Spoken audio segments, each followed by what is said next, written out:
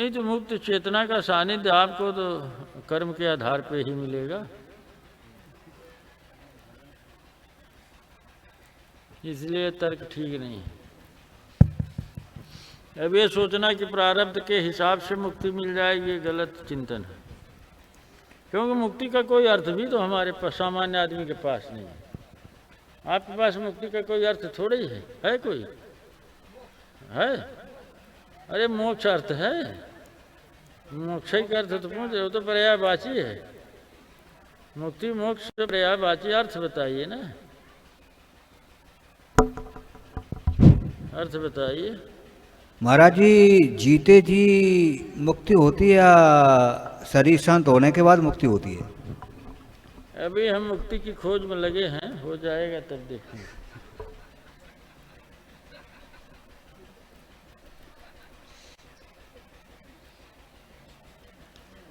ऐसा कोई सरल साधन बताओ जिससे जीते जी मुक्ति हो जाए हमारे जैसे छोटे जीवों की। जीव तो सबके छोटे ही होता है, अंगुष्ठ प्रमाण। तो जीव तो आपका छोटा है, हमारा भी छोटा ही है। यही बात कि मुक्ति के विषय में प्रमाणिक बात हम नहीं कर पाएंगे, क्योंकि मुक्त हो जाए तब न बताएं। जो गया साहिब को खोजने सो आपे गया हेराई, समुद्र में बूंद पड़ा उसी में गया है समाए। हाँ, जो गए बहुर नहीं आवत, ना कोई कहे संदेश, तो बताने कौन लौट के आया। जो साहिब को खोजने गया साहिबे में गया समाए जी।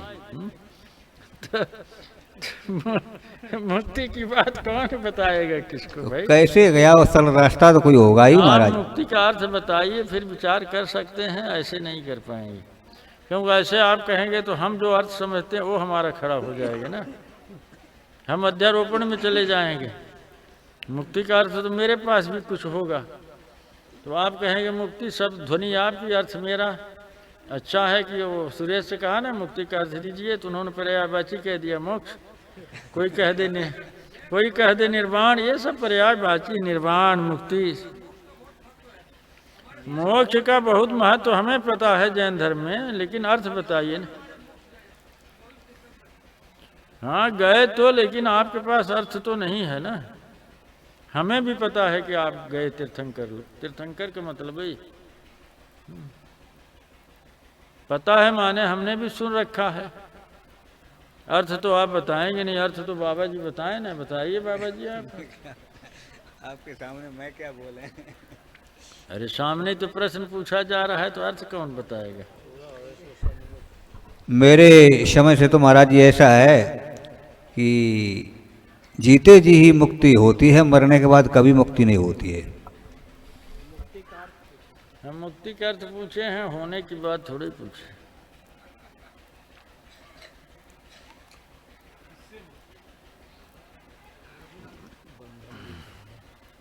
अब वही बताएंगे साहिब जी, दूसरे के बताने से काम नहीं चले।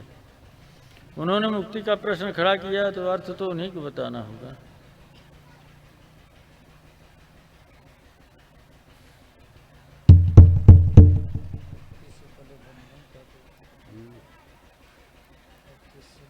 बताइए।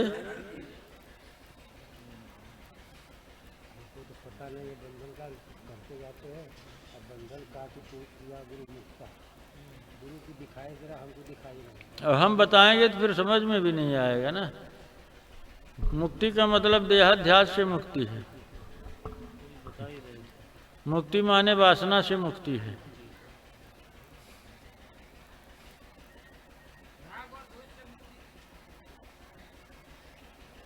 हाँ वो भी मुक्ति है, लेकिन पूरी डिफाइंड नहीं है।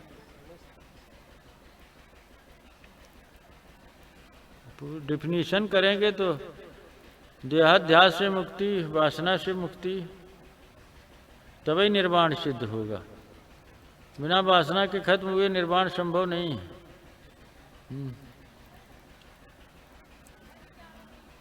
तो ये प्रश्न तो ये तो अर्थ हम बता रहे हैं ना। अरे वो साहेब संपूजना, आप अपना अर्थ बताइए। आपसे पूछा आप अपना अर्थ बताइए, तो आप लोग बोले नहीं। अब हम बताना शुरू करते तो उसमें हम मिलाने क्या अर्थ, क्योंकि हमारा शब्द कठिन है। हम तो कहेंगे देहाध्यास से मुक्ति, विदेहावस्था ही मुक्ति है। तो वो फिर प्रश्न होगा क्या है विदेहावस्था? भी मुक्ति का अर्थ तो आपके पास नहीं है। अब जीते जी होती है ये भी सही है, ये तो हम भी स्वीकार कर लेंगे कि जीते जी मुक्ति होती, मरने पर मुक्ति का कोई क्रम नहीं दिखाई पड़ता है। कोई कोई सूक्ष्म लोकों में भी मुक्त होते दिखे हैं, नहीं तो जीते जी ही मुक्ति का प्रकरण है।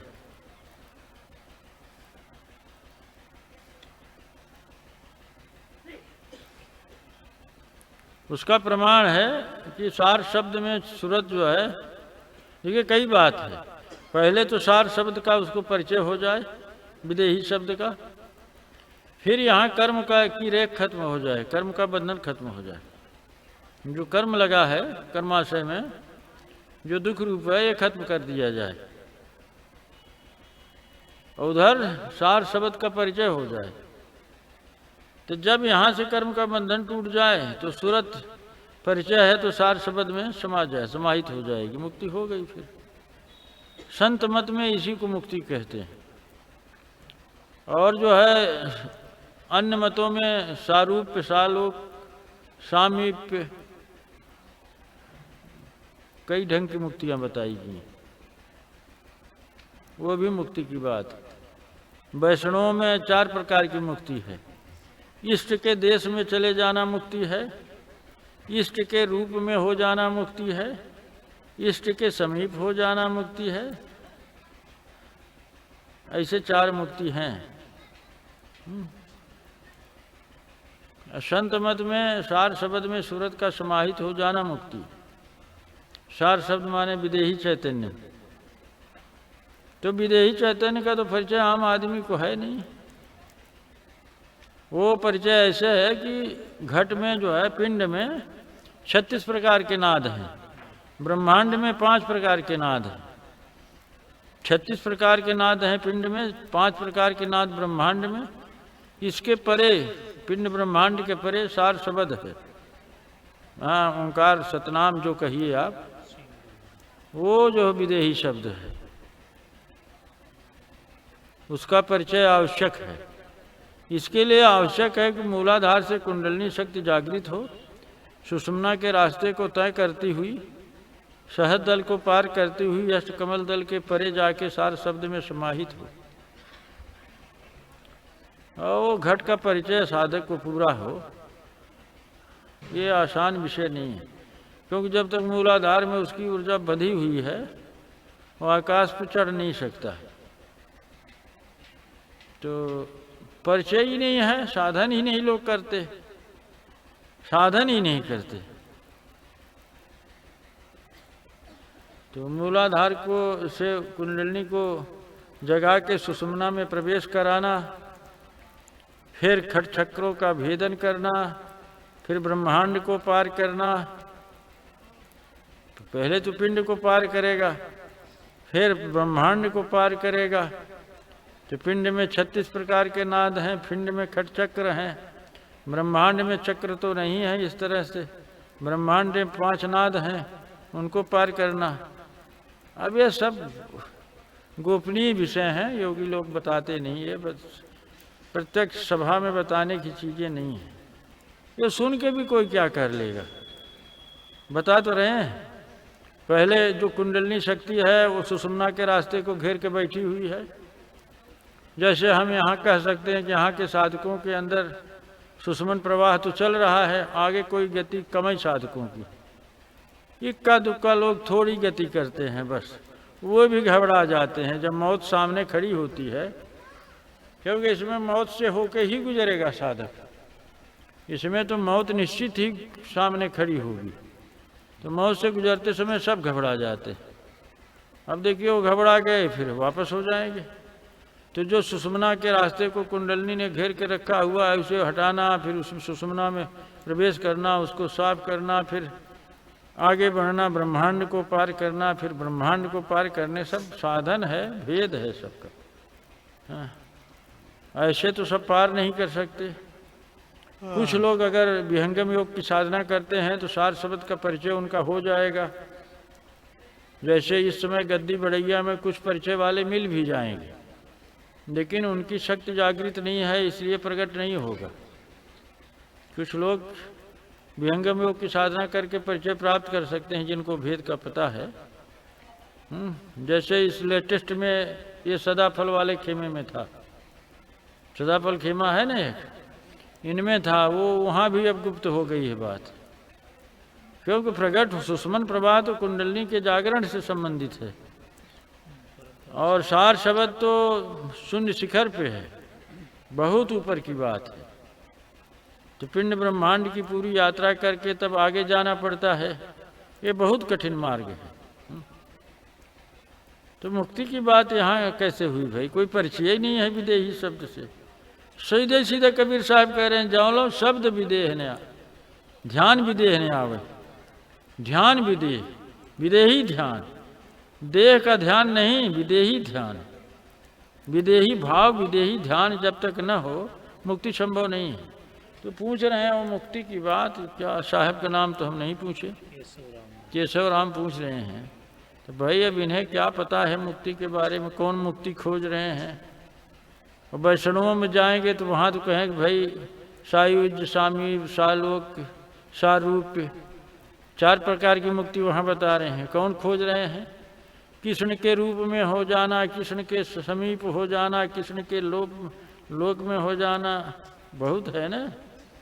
तो कैसे होंगे? उनका अलग सिद्धांत है, संत मत में अलग, क्योंकि संत निर्गुणवादी हैं, निराकारवादी हैं। तो अलग अलग मुक्ति के प्रसंग हैं भाई। तो अब चला जाए, समय तो हो गया। कुछ और है? कोई और प्रश्न है?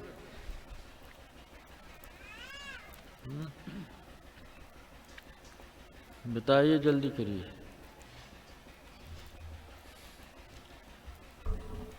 महाराज जी, मेरे जैसे ज्ञानी जीव को अपने स्वयं के अंदर अपने गुरुदेव की पहचान कैसे करें, उसका क्या रास्ता है, मेरे को जानकारी नहीं, इसीलिए आपके चरण कमलों में आया हूँ।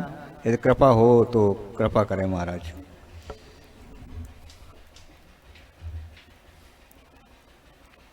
इस विषय में हम कुछ बोलने में समर्थ नहीं है। सत्पुरुष के संबंध में हम नहीं बोल सकते कुछ। आप खोजिए और पूछिए सबसे।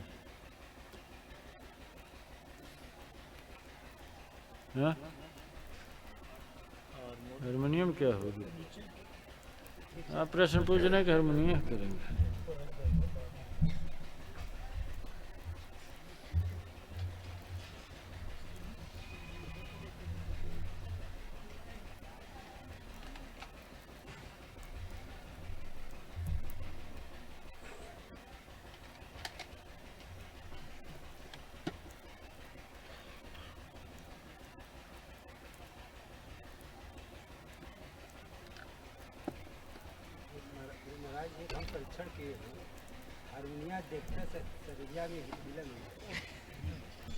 हाँ, तो भाव की बात है ना।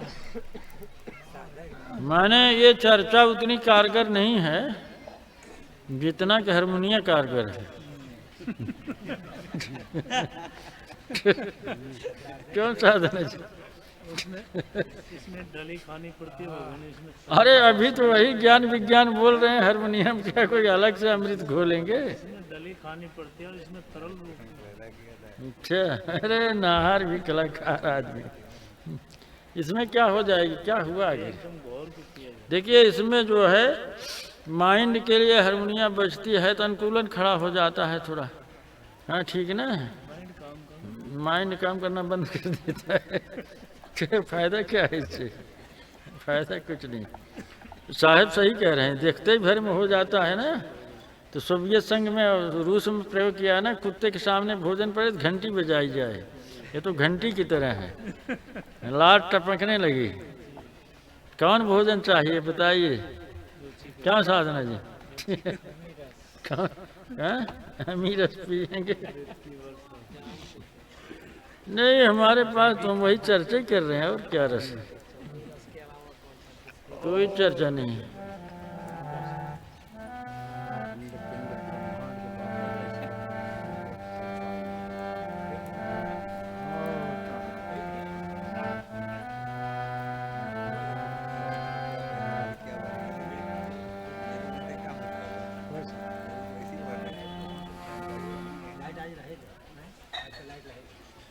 हाँ, जिसे जाना है वो चले जाए तो ही ठीक है। जाने वाले अब चले जाए यहाँ से, ठीक है।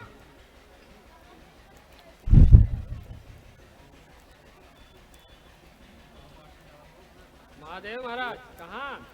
वृंदावन जाते, अरे वृंदावन ही। वृंदावन जाता है जा, कहा था जा न वृंदावन जाता है तो वो तेलवा ले ले है, तो लगावा करता है। कल आया तेल ले ले है, उसका तेल लगा के मालिश करा। अरे आज ही ले ले चाहत रहा, जाइए जाइए जाइए। वृंदावन यहाँ उतरा तो कहाँ जाता? अरे जाए तो उनका जाते हैं, जहाँ सहूलियत वहीं जाएंगे।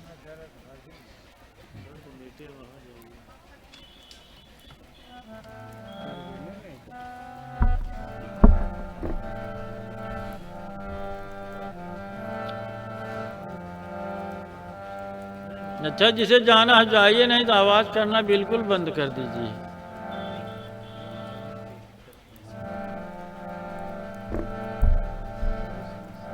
कोई रिकॉर्डिंग चले बंद करवे का। तुम भी जा रहे हो, ज्यादा मत पीना।